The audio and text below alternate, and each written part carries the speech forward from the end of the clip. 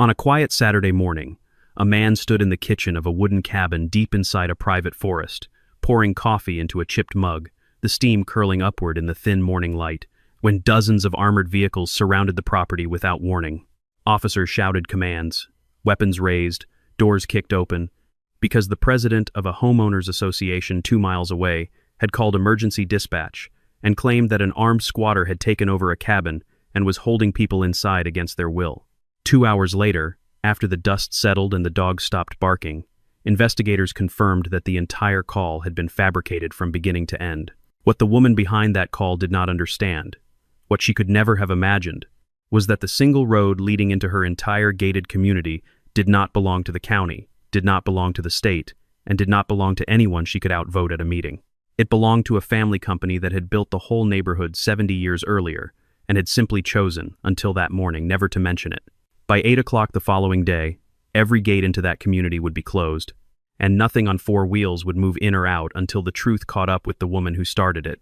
His name was Daniel Hargrove, 42 years old, a man who spoke slowly and rarely raised his voice, the kind of calm that made other people nervous because they couldn't tell if it came from confidence or from something simmering underneath.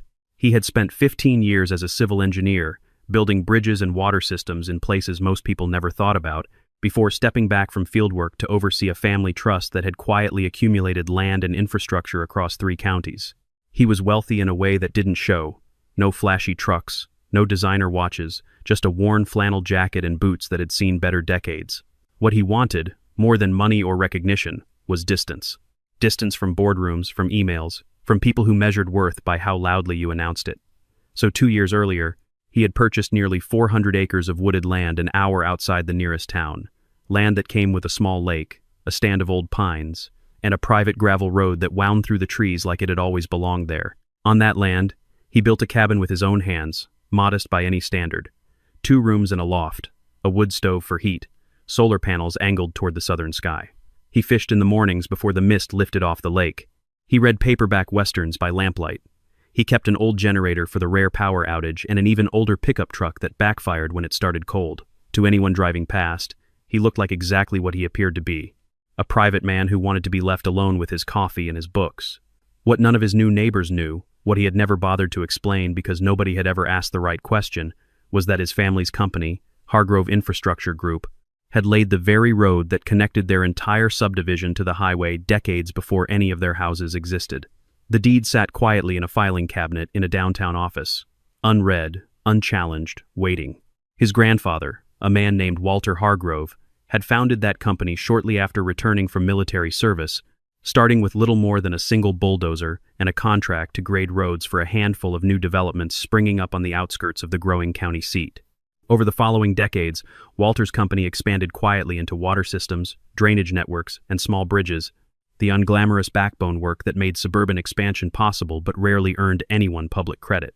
Daniel's father had continued that legacy, then handed the reins to Daniel himself, once it became clear that the younger man had both the engineering instinct and the temperament for it, a steady hand that preferred solving problems to claiming victories. By the time Daniel inherited full control of the family trust, the company's name had faded from public memory, even as its handiwork remained buried beneath streets and yards across 3 counties. Forgotten infrastructure, doing forgotten work. Daniel had never set out to hide his family's history. It simply never came up, because he never gave anyone a reason to ask. He didn't attend galas, didn't sit on civic boards, didn't appear in the business journal profiles that occasionally ran features on local developers. When people met him at the hardware store or the gas station, they saw a quiet man in work boots, polite but unremarkable, and that was precisely how he preferred it. The cabin had been, in many ways, the final step in a long, deliberate retreat from a world that valued noise over substance, a place where he could measure his days by the rise and fall of the lake rather than by quarterly earnings reports he no longer needed to read. About 2 miles from his cabin, behind a stone archway and a sign that read Brookstone Hills Estates, sat a meticulously maintained subdivision of large houses with identical mailboxes and lawns trimmed to regulation height. The homeowners association there was run, in practice, if not entirely on paper, by a woman named Carol Whitfield, 55 years old, sharp-jawed, always dressed as though a photographer might appear at any moment. She had been president of the association for 9 years running, re-elected each time partly through genuine effort and partly because most residents found it easier to let her continue than to challenge her. She loved rules. She loved enforcing them. She loved the particular thrill of catching a neighbor's hedge 2 inches over the limit and watching them scramble to fix it before the next inspection. People who crossed her tended to receive letters, then fines, then lawsuits. In that order, and she wore her reputation as a fighter for community standards like a badge she had earned through righteous suffering.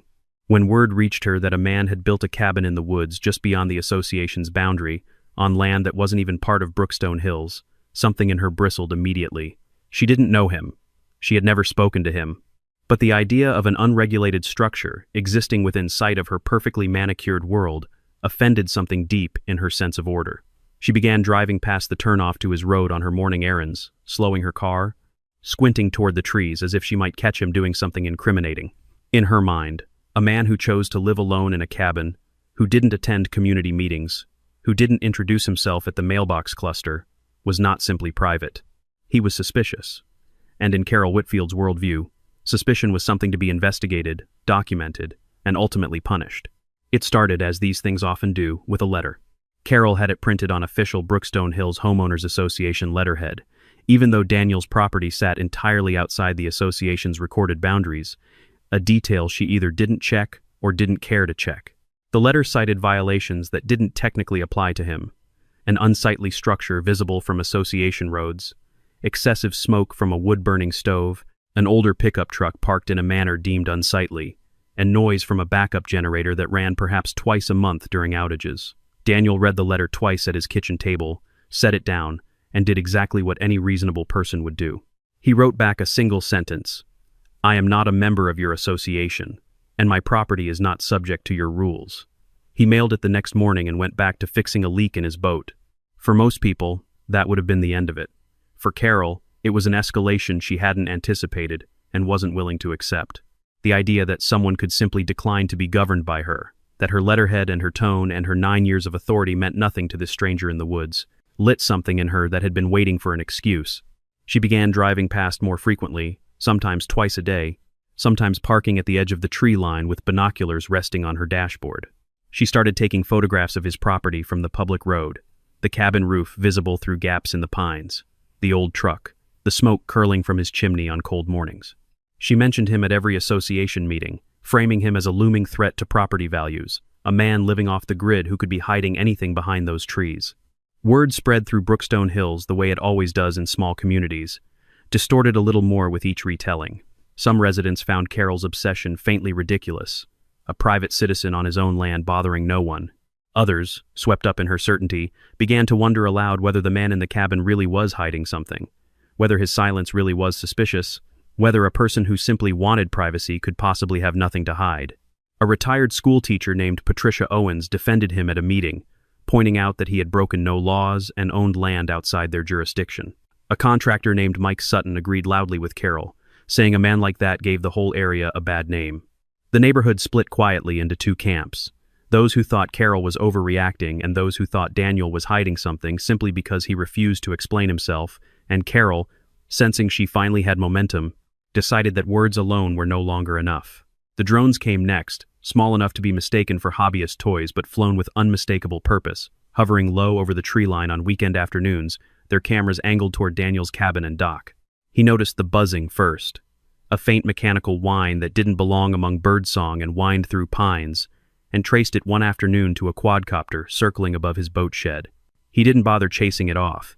He simply photographed it himself, the registration number visible on its underside, and added the image to a growing folder he kept in a desk drawer, without quite admitting to himself why he was keeping it at all. Carol, meanwhile, had begun showing the photographs she'd collected to other association members during informal coffee gatherings, narrating each image with the breathless certainty of someone uncovering a conspiracy rather than documenting a man fixing his roof. She started small, the way people often do when they're testing how far they can push without consequence. She had a contractor friend install a metal gate at the edge of the gravel road, the one that ran from the highway through the trees toward Daniel's property, claiming it was meant to deter trespassers and protect the association's water table from runoff. A handwritten sign zip-tied to the gate read "Private road, no outside access," even though the road in question wasn't hers to claim. Daniel arrived home one evening to find his own driveway blocked by a chain he hadn't put there, and for the first time since the letters began, he felt something shift from mild annoyance into the quiet, deliberate attention of a man who builds things for a living and understands exactly how systems fail. He didn't argue at the gate. He didn't call anyone screaming. He simply drove back into town the next morning and visited the offices of Halverson and Cole, a small but formidable law firm that had handled Hargrove family matters for 2 generations. He brought with him a folder he had never needed to open before, a folder containing deeds, surveys, and infrastructure agreements dating back to 1953, when his grandfather's company had first carved that gravel road out of raw forest to service a development that would eventually become both Brookstone Hills and the land Daniel now called home. His attorney, a methodical woman named Renee Castillo, read through the documents twice, looked up at him, and said simply, "This road belongs to your family, in full, recorded, uncontested." Within a week, a formal cease and desist letter arrived at the Brookstone Hills Homeowners Association office, demanding the immediate removal of the gate and any signage implying ownership of a roadway that legally belonged to Hargrove Infrastructure Group. Carol read that letter standing in her own kitchen, and according to neighbors who heard about it later, she didn't yell, she didn't cry, she went very quiet, the kind of quiet that precedes something worse. The gate came down within 48 hours, removed by the same contractor who had installed it, working in awkward silence while Carol stood watching from her porch with her arms crossed. The humiliation of being legally corrected, of having her authority publicly undermined by a man she had decided was beneath her notice, didn't soften her. It hardened her. At the next association meeting, several residents heard her say, in a voice tight with controlled fury, that she would find a way to make that man disappear from their lives one way or another, and most of the room assumed she meant through more letters, more fines, more bureaucratic pressure. They had no idea how far she was actually prepared to go. The morning it happened started like any other for Daniel. He woke before sunrise, fed his old dog, a graying retriever named Cooper, and walked down to the dock with his fishing rod, the lake still wrapped in a thin morning fog. He had just settled into the rhythm of casting when he heard it, first a low hum in the distance, then the unmistakable thrum of helicopter blades cutting through the quiet air above the trees. Within minutes, the gravel road that led to his cabin filled with vehicles, black SUVs and armored trucks, lights flashing without sirens, the kind of silent, coordinated approach used when responders believe lives are at immediate risk. Officers in tactical gear poured out of the vehicles, rifles raised, shouting commands for him to drop to his knees and place his hands on his head. Daniel had spent enough years on construction sites with strict safety protocols to understand, in that frozen half-second, that compliance was the only sane option. He lowered his fishing rod slowly, knelt on the wet grass beside the dock, and laced his fingers behind his head exactly as instructed, Cooper barking frantically beside him, until an officer gently but firmly moved the dog aside. He didn't argue. He didn't ask questions. He simply stayed still while strangers in body armor searched his small cabin room by room, flipping through his bookshelf, checking under his bed, opening cabinets that contained nothing more dangerous than canned soup and fishing lures. The dispatcher's call, relayed to the responding team, had described an armed man holding hostages inside a remote structure, a man believed to be dangerous, possibly a fugitive who had occupied the land illegally. It took nearly 2 hours for the search to conclude, 2 hours during which Daniel knelt, then sat, then stood with his hands still raised whenever an officer required it, watching uniformed strangers move through every corner of the home he had built board by board. What they found bore no resemblance to the call that had brought them there. No weapons beyond a single legally registered hunting rifle locked in a case in the closet. No hostages, no signs of forced confinement, nothing but an old dog, a stack of paperback novels, fishing tackle organized with obsessive care, and a man who answered every question calmly and without hesitation. The lead officer, a sergeant named Wallace, eventually approached him directly, his posture noticeably softer than it had been an hour earlier, and admitted that the call they'd received didn't match a single thing they were seeing on the property. Something, he said, was very wrong with how this started. It didn't take investigators long to realize that something was, in fact, very wrong, because the original 911 call, when pulled and reviewed, contained details that made no logical sense for an actual emergency. The caller had described the property with unusual precision, including the exact placement of the dock and the color of Daniel's truck, details that a passing stranger or a genuine hostage situation simply wouldn't produce. The caller had also used a voice-altering technique that investigators later determined was layered through an app designed to disguise gender and tone, suggesting premeditation rather than panic. A detective named Yvonne Marsh, assigned to the follow-up investigation, pulled cell tower data near the time of the call and found a single device pinging from a location less than a mile from the entrance to Brookstone Hills, a location that, once cross-referenced with property records, sat directly behind the association's clubhouse. Detective Marsh began her inquiry quietly, interviewing residents under the guise of routine follow-up, asking innocuous questions about whether anyone had noticed unusual activity near the cabin in recent weeks. It was Patricia Owens, the retired schoolteacher who had defended Daniel at the earlier meeting, who mentioned almost in passing that Carol Whitfield had been talking for weeks about making the man in the cabin, quote, disappear from their lives. Marsh asked Patricia to repeat the statement twice, then asked who else had heard it. 3 other residents confirmed the same comment, each recalling it with slightly different wording but identical meaning. When Marsh finally sat down across from Carol in a small interview room, Carol's first instinct was to lean into righteousness, insisting that she had only ever wanted to protect her community from a man who refused to identify himself or explain his presence near their homes. The interview, lasting just under an hour, began to unravel under its own weight. Carol claimed she had never made the call, had never even owned the kind of disposable phone investigators described, had simply expressed frustration the way any concerned resident might. But Marsh had already pulled footage from a convenience store 2 towns over, footage showing a woman matching Carol's exact description, wearing the same distinctive green cardigan she'd worn to the most recent association meeting, purchasing a prepaid burner phone with cash 3 days before the SWAT response. When Marsh slid a printed still frame across the table, Carol's composure cracked for the first time, her hands trembling slightly as she reached for a glass of water she didn't drink. She didn't confess outright that day, but the silence that followed told Marsh everything the evidence hadn't yet proven on paper. Marsh continued building the case over the following 2 weeks, methodically closing every gap Carol might have used to claim coincidence. Phone records showed the burner device had connected to a cell tower near Brookstone Hills at the exact time the call was placed, then never powered on again, discarded somewhere it was never recovered. A search of Carol's home computer, conducted under a properly issued warrant, revealed a browser history that included searches for how 911 dispatchers prioritize calls describing hostages versus calls describing trespassing, along with several visits to forums discussing voice modulation software. None of it was the kind of evidence that exploded dramatically in a single moment. It accumulated quietly, the way real investigations usually do, until the picture it formed left no room for the explanation Carol kept offering. While the criminal investigation moved forward in the background, a different kind of reckoning was beginning at Halverson and Cole's downtown office, one that had nothing to do with sirens or search warrants, and everything to do with paper that had been sitting quietly in storage for decades. Renee Castillo called Daniel in for what she described as a meeting he needed to hear, sitting down, and laid out across the conference table a set of surveys, easement agreements, and municipal contracts that even Daniel himself had never fully reviewed. His family's company hadn't simply built the gravel road leading to his cabin. They had built the entire infrastructure spine of the area that eventually became Brookstone Hills, the water mains running beneath every yard, the storm drainage system that kept the streets from flooding each spring, the single paved entrance road connecting the entire subdivision to the state highway. The arrangement, Renee explained, had been structured decades earlier as a series of private easements rather than public dedications, a common practice at the time for developers who wanted to retain long-term control over maintenance and liability. Over the years, as Hargrove Infrastructure Group shifted focus toward other projects, the company had simply allowed Brookstone Hills to operate as though the infrastructure were public, performing routine upkeep, without ever formally asserting the ownership that remained, in full legal force, exactly where it had always been. Nobody at the Homeowners Association had ever questioned it because nobody had ever needed to.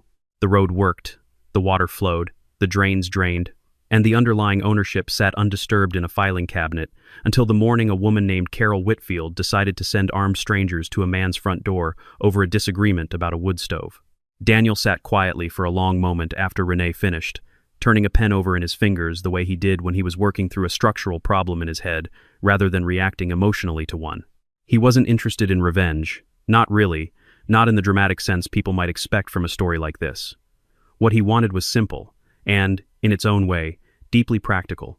The infrastructure his family had built and maintained for free for decades was overdue for the kind of inspection and upkeep any responsible owner would eventually require, and there was no longer any reason to delay it as a courtesy to people who had shown him exactly how little courtesy meant to them. Renee nodded, already drafting the language in her head, and asked him a single question. Did he want this handled quietly, or did he want it handled correctly, with full transparency and proper notice, the way the law actually required? Daniel chose the second option, not out of spite, but because it was simply how he did things, the same way he'd run every project in his engineering career, by the book, with documentation, with fair warning given to everyone affected. Renee drafted a formal notice, citing the relevant easement agreements and infrastructure ownership records, and had it delivered to the Brookstone Hills Homeowners Association exactly 30 days before any work would begin. The notice stated, in clear and unambiguous language, that Hargrove Infrastructure Group would be conducting a comprehensive inspection, structural assessment, and maintenance overhaul of the private roadway, drainage system, and pump station serving the subdivision, a project that would require temporary closure of the single access point connecting Brookstone Hills to the public highway. The notice was entirely legal, entirely justified by the actual condition of infrastructure that hadn't seen a real inspection in over 15 years, and entirely devastating to a community that had never once considered the possibility that the road beneath their cars belonged to someone else. Carol, still under active investigation but not yet formally charged, received a copy of the notice along with every other resident, and according to neighbors who saw her reaction, she read it standing in her driveway, her face draining of color as the implications settled in. There was no association board meeting that could overturn it, no petition that could change it, no angry phone call that could undo what had been legally and properly set in motion. For the first time in 9 years, Carol Whitfield held a piece of paper she had absolutely no power to fight. When the closure took effect exactly 30 days later, the reality of it landed on Brookstone Hills like a slow-motion collision nobody had braced for. Orange barricades and a single uniformed flagger appeared at the only entrance to the subdivision, turning back delivery trucks, grocery vans, contractor pickups, anyone whose vehicle wasn't registered to a resident with proper advance clearance, which itself required filling out paperwork that hadn't existed a month earlier. A furniture delivery meant for the Hendersons sat stranded at the barricade for 40 minutes before the driver simply turned around. A landscaping crew that had serviced the neighborhood for 6 years arrived to find their usual route blocked entirely, their equipment trailer too wide to pass through the temporary access lane being used for emergency vehicles only. Residents who worked outside the immediate area found themselves adding 45 minutes to their morning commute, navigating a long detour through back roads that hadn't been designed for daily traffic.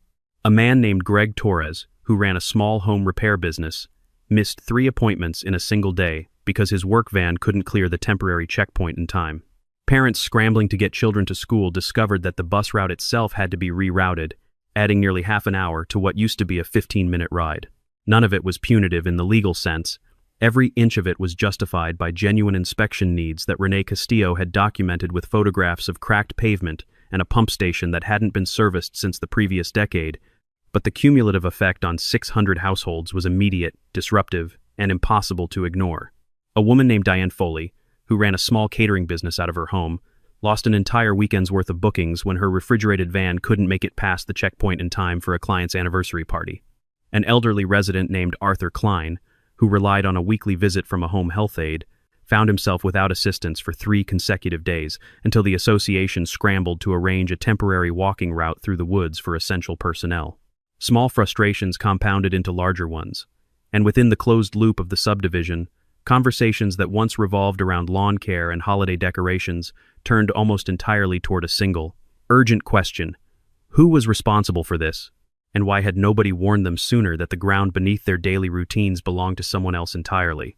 Within 48 hours of the closure beginning, the Homeowners Association called an emergency meeting, and for the first time in years, the clubhouse filled past capacity, residents standing along the back wall because every folding chair had been claimed. Carol attempted to open the meeting the way she always did, with a prepared statement about protecting community interests and working toward a swift resolution, but the room had stopped listening to her in any meaningful sense days earlier. A man near the front, someone Daniel would later learn was a retired police captain named Hal Brennan, stood up before Carol finished her second sentence and asked, in a voice that carried easily across the silent room, whether it was true that she was the one who had called in an armed hostage situation on a man who turned out to be completely innocent. The room went still in a way that felt almost physical, the kind of silence that arrives right before something breaks open completely. Carol tried to deflect, repeating her earlier claim that she had simply expressed concern as any responsible resident would. But Patricia Owens stood next, her voice steady despite her age, and recounted exactly what she had told Detective Marsh weeks earlier, that she had personally heard Carol say she would make Daniel disappear from their lives. Other residents began speaking up in rapid succession, recalling comments Carol had made at previous meetings, photographs she had bragged about taking, the gate she had ordered installed without board approval. What had started as a meeting about road access dissolved, within 20 minutes, into something closer to a public reckoning. The footage that finally broke whatever remained of Carol's standing in the community wasn't anything she controlled. Detective Marsh's investigation, now formally charging Carol with filing a false police report and inducing panic, a felony in the state given the deployment of a tactical response team, became a matter of public record, and a local news station picked up the story within days. Body camera footage from the original SWAT response, requested through a public records process by a journalist named Olivia Brandt, showed Daniel kneeling calmly in wet grass beside his dock, hands behind his head, his old dog barking nearby, while officers searched a home that contained nothing more threatening than fishing gear and paperback novels. The contrast between that footage and the language used in the original emergency call, a description of an armed and dangerous fugitive holding hostages, was stark enough that the clip spread quickly through the surrounding county. Carol's removal from the Homeowners Association board happened almost mechanically once the criminal charges became public. A special meeting convened specifically to vote on her ouster, the outcome never seriously in doubt. She didn't attend the vote, sending instead a brief written statement claiming the entire situation had been blown out of proportion by people who didn't understand what it meant to protect a community's values. Few residents found that explanation persuasive anymore. Civil filings followed quickly after the criminal charges, both from Daniel's attorney and, separately, from several residents who had suffered financial losses during the road closure, missed deliveries, canceled contracts, a small business owner who lost 2 clients entirely because he couldn't reach them on schedule. The board itself, the group of people who had stood beside Carol for years, quietly disbanded within a month, several members resigning, rather than face residents who no longer trusted their judgment. In the weeks that followed, a strange and unexpected thing began happening at Daniel's cabin, something Renee had warned him might occur once the dust settled. Residents started showing up at the edge of his property, tentative, often nervous, holding things in their hands the way people do when they're trying to communicate something words alone can't quite manage. Patricia Owens arrived first, carrying a homemade pie, apologizing on behalf of a community that she said had let one loud, controlling person speak for far too many quiet, reasonable ones.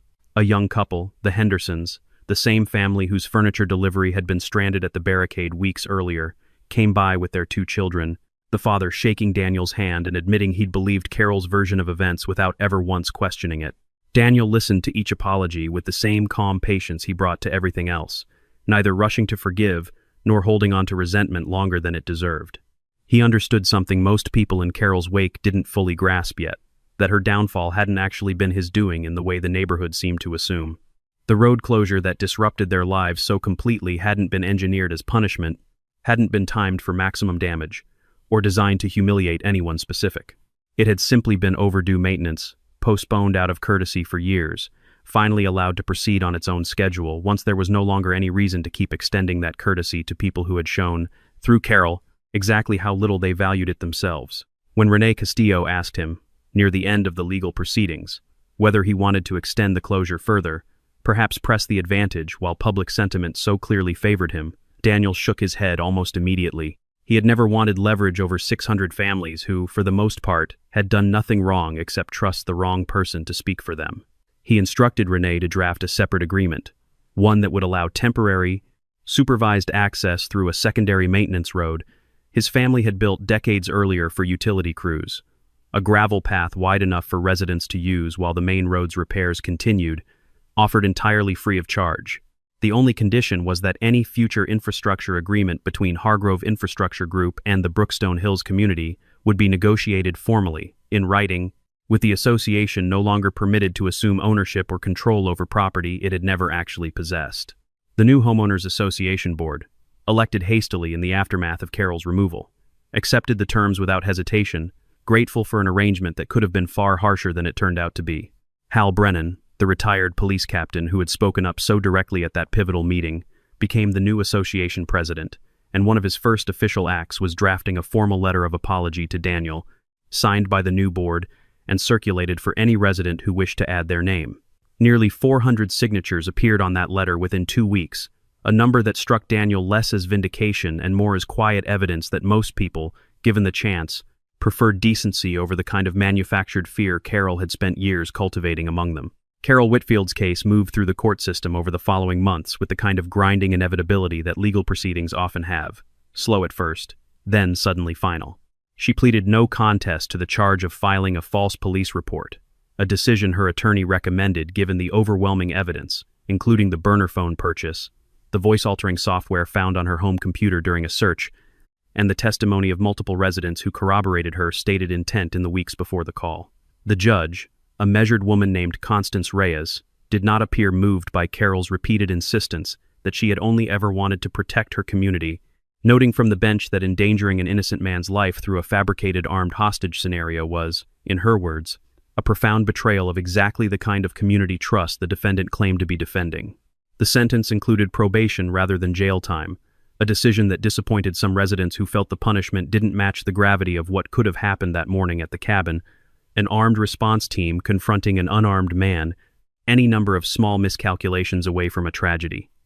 But the court also ordered Carol to pay full restitution, covering the cost of the SWAT deployment itself, a figure that ran into tens of thousands of dollars, along with a separate civil settlement reached with Daniel's legal team that covered damages related to the search of his home, the disruption to his life, and the emotional toll of an experience that left him checking his locks more carefully than he ever had before. Carol sold her house in Brookstone Hills within 6 months, moving out of state to live near a sister, leaving behind a community that had, almost overnight, stopped speaking her name at meetings altogether. Daniel didn't celebrate any of it, not the conviction, not the restitution, not the slow unraveling of a reputation Carol had spent nearly a decade building. On the morning the final settlement was confirmed, Renee called him with the news while he stood on his dock, casting a line into water still cool from the night before. And he simply thanked her, set his phone down on a flat rock beside him, and kept fishing until the sun climbed higher over the tree line. There was no champagne, no triumphant phone calls to friends, no posting the outcome anywhere for anyone to see. He had never wanted an audience for any of this, had never wanted to be known as the man who brought down a homeowners association president. He had only ever wanted to be left alone with his lake and his books, and in the strangest possible way, that was exactly what he eventually got back. Life at the cabin slowly returned to its old rhythm in the months that followed. Mornings spent fishing before the fog lifted, afternoons spent repairing things that didn't strictly need repairing, evenings spent reading by lamplight with Cooper curled at his feet. The road closure, once completed, reopened permanently with proper signage acknowledging the private ownership that had always existed beneath the surface of everyday life in Brookstone Hills, a quiet, factual marker that nobody felt the need to argue with anymore.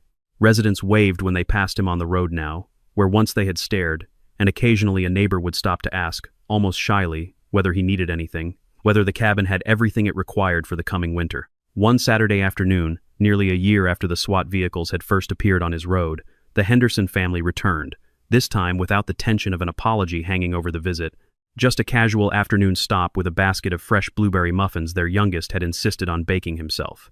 The boy, no older than 8, stood at the edge of the dock while his parents chatted with Daniel near the cabin, watching the water with the kind of unhurried curiosity children bring to places they've never been allowed to explore before. After a while, he wandered closer, kicking at the loose gravel near Daniel's boots, and asked the question that had clearly been sitting in his mind the entire visit. He asked whether Daniel hated all of them now, hated everyone in Brookstone Hills for what had happened, for the soldiers and the guns and the awful morning his parents still talked about in hushed voices sometimes.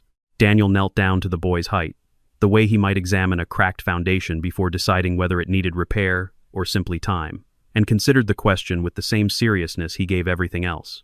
He told the boy that hatred was a heavy thing to carry, far heavier than people usually expected when they first picked it up, and that he had decided a long time ago not to carry things that heavy unless they were truly worth the weight, he explained, in words simple enough for an 8-year-old to hold on to, that one person's hunger for control didn't make an entire neighborhood guilty, that most people, when given the chance and the right information, chose fairness over fear. The boy nodded slowly, not entirely understanding everything, but understanding enough, and ran back toward his parents with the particular relief children feel when an adult answers honestly instead of brushing the question aside. That evening, after the Hendersons had driven off down the now familiar gravel road, Daniel sat alone on the end of his dock as the sun dropped behind the tree line, painting the surface of the lake in shades of orange and deep violet. Cooper lay beside him, gray muzzle resting on his paws, the water lapping softly against the wooden posts below. There was no triumphant music in that moment, no dramatic final confrontation, nothing that resembled the kind of story people usually expect when they hear about a man wrongly raided by an armed tactical team. There was only stillness, and the particular kind of peace that comes not from winning a fight, but from never having needed to fight the way the other side had assumed he would. What people eventually came to understand about Daniel Hargrove, the few who took the time to understand anything at all, was that real power rarely needs to announce itself, rarely needs a letterhead or a title or 9 consecutive years of re-election to prove it exists. It sits quietly in filing cabinets and deeds, in decades-old agreements nobody bothered to read until somebody pushed too hard against the wrong door. Carol Whitfield had spent years mistaking control for strength, mistaking the ability to frighten people into compliance for actual authority, and in the end, it took nothing more than the truth, properly documented and calmly delivered, to dismantle everything she had built.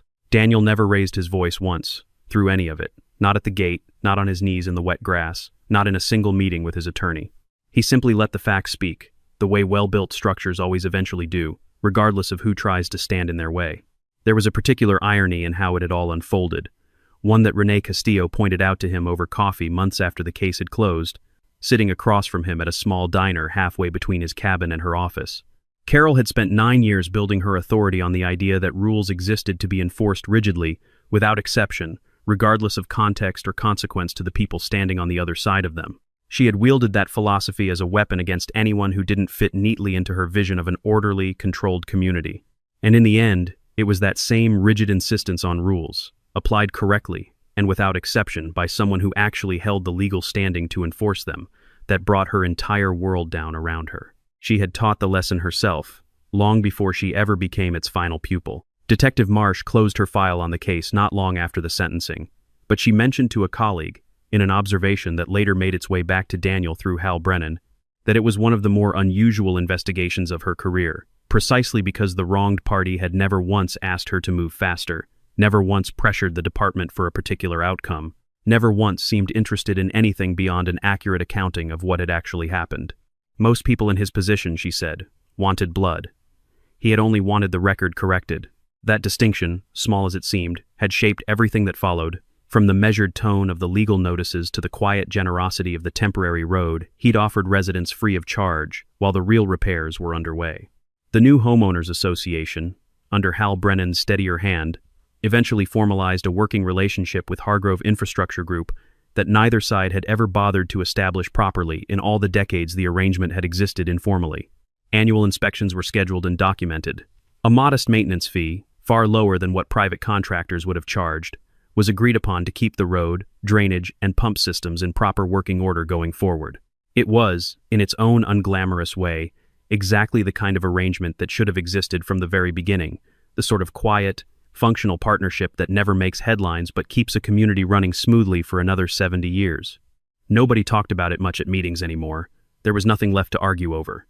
The lake stayed still long after the light had faded completely, and somewhere out past the tree line, the lights of Brookstone Hills flickered on one by one, ordinary and unremarkable, a community that had learned, the hard way, the difference between a neighbor worth fearing and a neighbor worth simply leaving in peace.